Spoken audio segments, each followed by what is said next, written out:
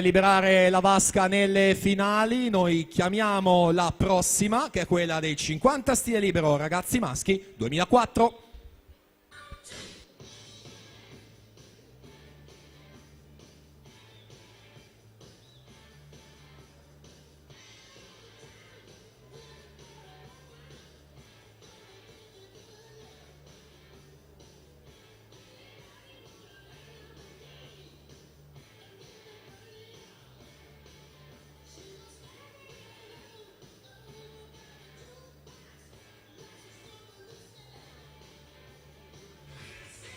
Presentiamo questi atleti. Lane 1 representing Macedonia, Stefan Fetoschi.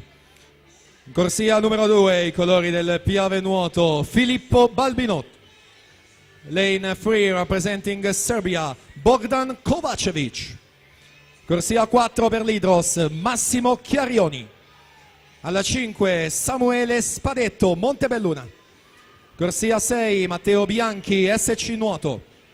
Corsia 7 Massimo Zambito, Marsala, Sportivamente Belluno. Corsia 8 Simone Paolon, Piave Nuoto.